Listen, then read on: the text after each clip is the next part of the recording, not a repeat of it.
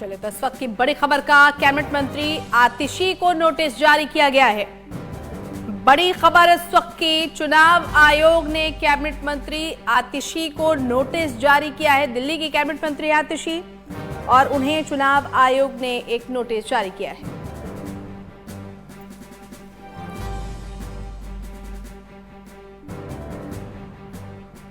बड़ी खबर इस वक्त की, बीजेपी की शिकायत के बाद चुनाव आयोग ने यह नोटिस जारी किया है दिल्ली की कैबिनेट मंत्री आतिशी को।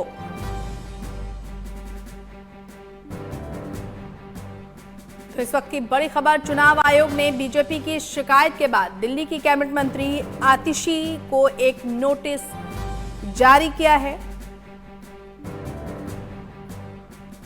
बीजेपी ने यह शिकायत की थी। दरअसल बीते दिनों हमने देखा जिस तरह से कैबिनेट मंत्री आतिशी ने खुलकर ये आरोप लगाए कि बीजेपी ने उन्हें शामिल होने के लिए ऑफर दिया, वरना हैरेस करने की बात कही गई। और अब इसी के मद्देनजर बीजेपी ने गंभीरता से इसे लेते हुए चुनाव आयोग को शिकायत दी और अब चुनाव आयोग ने इसे लेकर नोटिस जारी किया।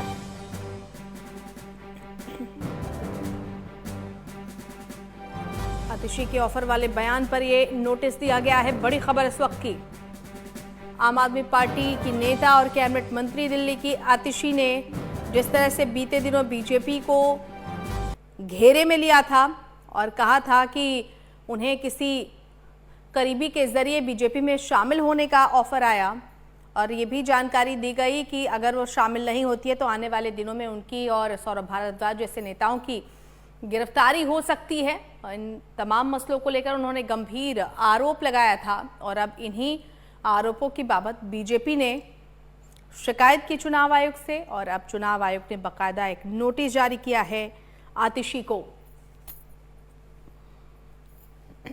कल तक का इलेक्शन कमीशन ने समय दिया है कैबिनेट मंत्री आतिशी को कि उन्हें इस नोटिस का जवाब देना है।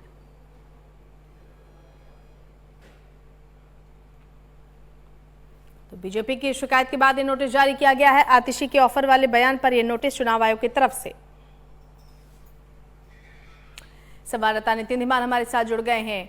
नितिन, आतिशी को नोटिस जारी किया गया है, जिस तरह से बीते दिनों उन्होंने बीजेपी को कटघरे में खड़ा किया, बीजेपी ने गंभीरता से लिया इसको।